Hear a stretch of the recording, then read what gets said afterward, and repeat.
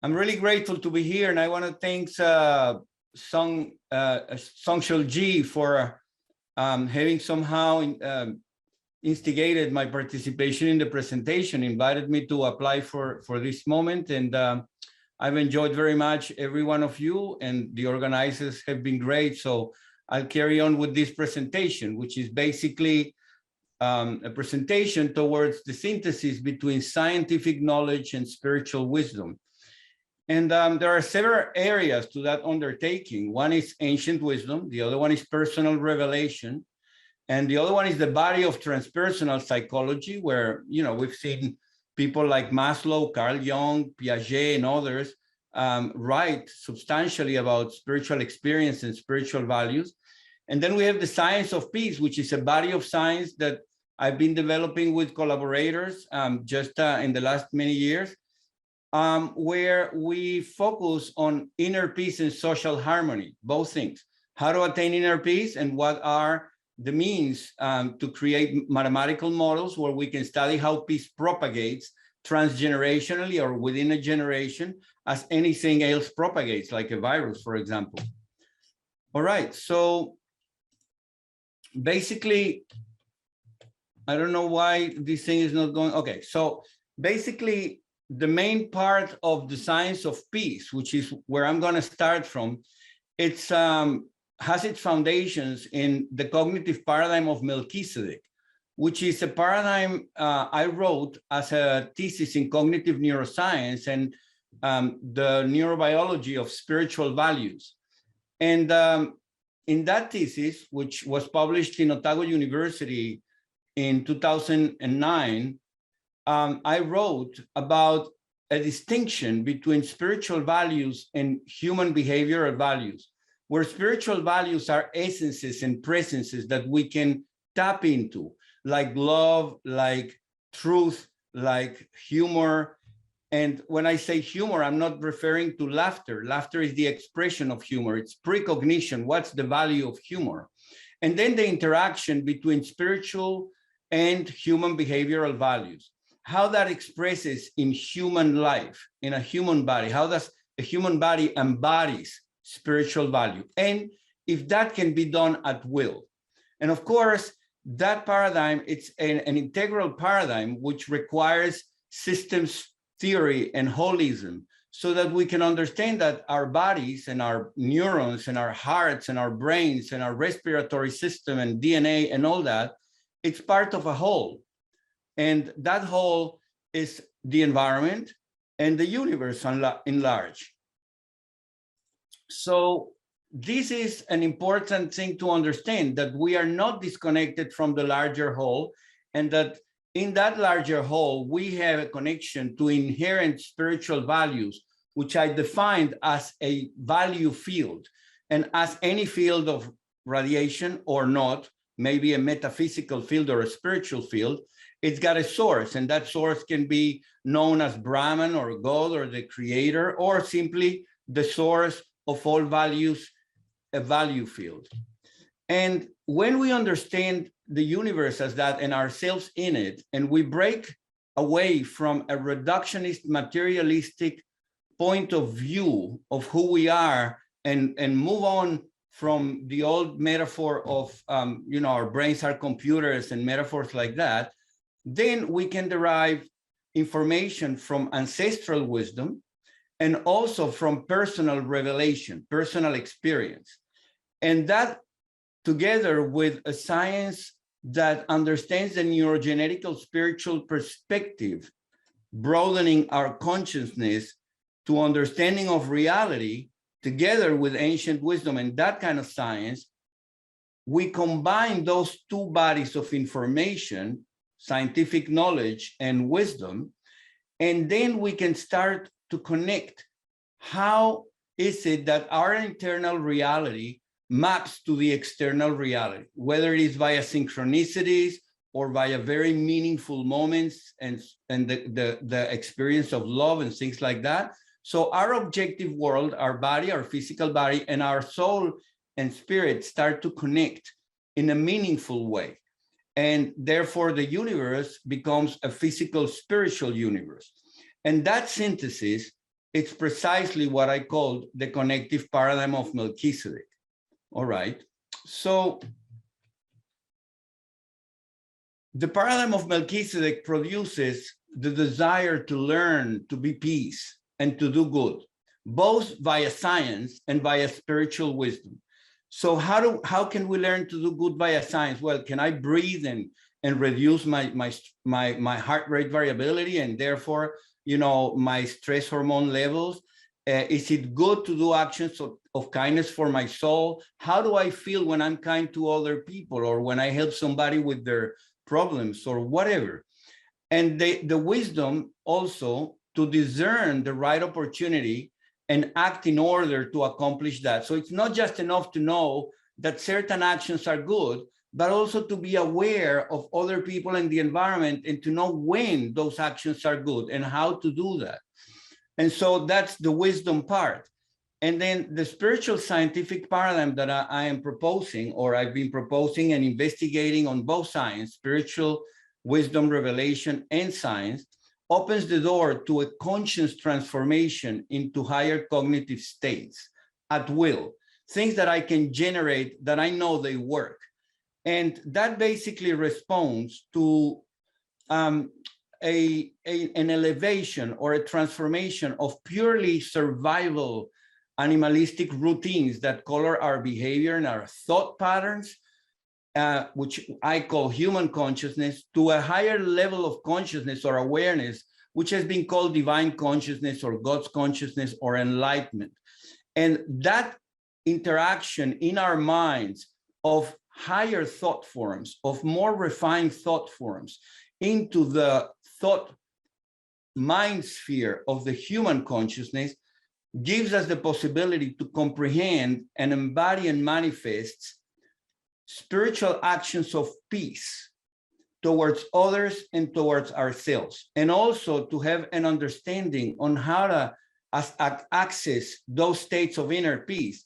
And for example, interact with a group of people who appear to be enemies or conflicting from a space of peace, so that we can actually not just transform the situation, but transform the relationships that are conflicting or clashing. And that creates a shift in our identity, from the identity of I am this or I am that, or I'm a doctor, I'm a man, or I'm a woman, I'm a religious person, I'm a secular person. We get out of this information processing identity or corporal identity into a spiritual identity. Who am I? I am love. I am truth. And that not being a cliche, that being actually really the embodiment of who I am. And as I say, I am a surfer, which is what I do sometimes, I can say I am love or I am nature. I really identify my body and my spirit with nature and with life at large, the spiritual realms. So of course, that takes us to a place where we have to ask ourselves, well, what's the nature of spirituality, revelation, and prophecy? And what are the neural correlates of that? And I want to give you a very quick definition of revelation just for today. It's a process of communication between spiritual realities, whatever they are for you, and the human life, where brain-heart interactions, for example, are attuned with the spiritual domain. It is the answer to the search and the human call for truth in direct relationship with the Creator. When I say brain and heart, I also mean mind and soul. And of course, there is a whole body of philosophy to deal with the mind-brain dualities and the heart-soul dualities. I'm not going to go there. I just want to say that revelation is a process of attuning to a domain which is invisible, but it's heartfelt and knowledgeable. And then I want to define, using two Hebrew words, tzaddik and tzaddikah. It's like an enlightened person or a righteous person or a person connected with the life in large properly, that exists. Those people exist with a universal paradigm and a cognitive map tailored to the embodiment and expression of spiritual values of the Creator, or as I said before, if you don't have a connection with the Creator, with the source of all spiritual values. This links them all to one common origin and one universal family or community. This understanding of reality respatializes human consciousness to comprehend cosmic realities through new and unknown states of consciousness to the human, until then, when these states actually appeared to the human for the first time, leading him or her to the desire to do good and God's will. And I want to share a quick story so that you understand a little bit of a practical situation here. When I was visiting Venezuela with my friend Juan, whom we grew up surfing there, we were in a national park, and he asked me the question of, Joshua, I'm Catholic, but I don't know, what do you mean communicating with God or the universe at large?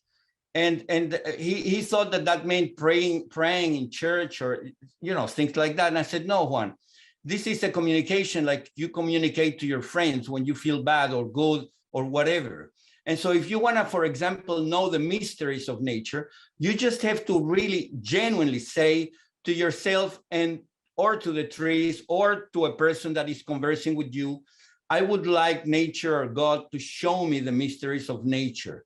And I guarantee you that if you say that from your heart with intention, you will be shown that to a set of meaningful events or synchronicities. So he says, well, I don't comprehend really well, but I really genuinely want to learn about the mysteries of nature. So we left the park 2 or 3 hours later, and he's a good photographer. He spotted this bird on the top of a tree. So he went to get his camera, stopped the car, and I came down the car to talk to the bird, but Juan was screaming at me, shut up, because you're going to scare the bird. And I was telling him, no, you do what you need to do. I need to talk to the bird. So this bird is called the guacharaca in Venezuela. So I was telling the guacharaca, hey, guacharaca, my friend Juan wants to take a picture of you. Are you okay with that? And this bird was inclining his neck down and screaming at me, bird sounds. And of course, I was kind of joking, kind of, understanding for Juan that he should get the camera, it will be okay. So, well, Juan got the camera laughing because he couldn't believe that I was doing so much noise and the bird was still there. It's a wild bird in the wild. And so he took this picture of the bird, and I went to the other side of the road to pick up plums, a type of plums that grow up in Venezuela, with his partner and mine at that time. And while I was inclined on the floor, picking up berries with my hat, this bird flew to the other side, gave me a little kind of kiss or pick in my mouth because I had a berry in my mouth. And then he stood up on my head.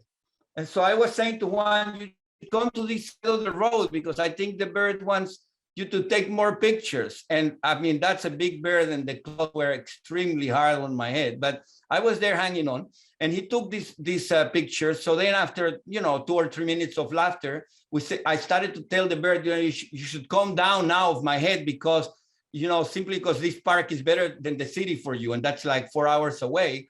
And so the bird didn't want to come down. So I inclined my body and the bird came on my back. So I said to Juan, joking, hey, I think she really wants you to take a lot of pictures. And so finally he took this picture. And my friend here from Venezuela, a woman who was really in tune with birds from childhood and was listening to my talks on spiritual matters and spiritual wisdom and physical matters, she said to the bird, come on, bird, leave Joshua alone. And the bird stood on her head, on her left hand. So you can see the neck here inclining to the right hand of her. And my friend Juan looking at the bird with absolute astonishment. And then I said to him, okay, so you asked for the mysteries of nature. The bird showed up, and out of a set of synchronicities, which are these events, you got the picture that you wanted, and now the bird's gone. Can we go now? Because my mother's waiting for dinner. So, okay, so that's the story. And that story tells you in a nutshell what I call the brain and the paradigm of Melchizedek, which is a brain that has developed a cognitive map in order to be in tune with the larger universe and a connectedness which allows for the existence of revelation and deep spiritual experiences and communion and interaction with nature in another way. And so what is the science part of all that story? Well, we have research here at the Embassy of Peace in New Zealand, together in collaboration with different people in the world. In the area of heart rate variability, we have research with, in collaboration with the HeartMath Institute and in psychophysiological coherence. In the area of creation of meaning and values, we have research with people like Walter Freeman and Grant Gillette from Tau University and Robert Cosma and Paul Werbos and others, and actually Songshul G and I have collaborated in writing some papers in brain dynamics and information measures, and in the area of spiritual and transpersonal psychology too. I've written some papers with Grant Gillette and Carlos Water, who is a psychiatrist. And then in classical and quantum fields, I know I'm not gonna go there, but I'm involved in creating a model to study Bell's inequality in a quantum lab in New Zealand. And we've reproduced the quantum Bell experiment and so on. So all these areas have connection with each other, but I can't go there in 20 minutes. So I'm just gonna show you, if you have questions in the area of heart rate variability and brain dynamics, how important it is to reintroduce values and meaning in science, which have been completely neglected. And now we have hard evidence in terms of what meaning is and how it emerges and what the brain is, the part of the brain that, which part the brain plays in the creation of knowledge and meaning together with mind and values. And of course, when we talk about meaning, what's valuable to you is meaningful, and what's meaningful to you, you value. So meaning and value are like brother and sister. And so there is a value, an immense value in introducing values and meaning into science. So these are papers that, you know, the preprints, you can look at them and download them. The creation of knowledge and meaning in the brain. This is a paper we published, a group of us, Grant Gillette, Robert Cosma, and myself, in Mind and Matter in a journal. And then the wisdom of the heart. This is a comparative analysis between meditation and other activities in community, heart rate variability study, and then individual and community consciousness development and peace propagation, which is a model we created to understand how long would it take to the whole planet to be a peaceful society, making some assumptions like, you know, the rate of propagation being 10 years of maturation for each individual. And then after 10 years, each individual is able to transmit that to 10 other individuals who in turn take 10 more years and so on. And so that's a dynamical model. And there is the philosophical and spiritual aspects, plus the paradigms, the scientific paradigms published in these focused issues in the Journal of Consciousness Exploration and Research, and a systemic approach to the propagation of peace in the Scientific God Journal, and biophysics and deeper meanings in the Journal of Consciousness Exploration and Research. And so where are we heading if we grow as a species? We're heading to a transmutation or a transformation or a singularity possible from Homo sapiens to Homo pacem. In the same way, the human species mutated from apes to Homo sapiens, we may experience a mutation from Homo sapiens to a man and woman of peace and universal values, Homo pacem, Homo universalis. And on that area, we have published a paper, it's still in review, which is called The Embodiment of Spiritual Values, the Power of Transpersonal Psychology to Advance Societies of Saints and Holy People and Redefine Identity and Jurisdiction. And I mean by holy people, not people, you know, in religious institutions playing politics. I mean people who can live in sanctity and in love and in unity with one another and in peace, and bring a society of that kind in the future of humanity. So this is a positive, optimistic view of the future, where values and pregnancy and family and community are all understood in the context of the embodiment of spiritual values and health and general well-being. So thank you so much for your presence. And there is a central aspect here that was the sovereignty and embassy of peace. I want to finish with that, saying that sovereignty it's the capacity to decree law and declare your jurisdiction. And you only can do that when you know yourself, and you know yourself to be equal to everyone else in the world, kings or people who are babies, and to know how to articulate that lawfully, properly. And this is something that most humans have forgotten. So thank you very much again for your listening, and I'm ready for the questions if there are some, and otherwise that's fine. I'm done.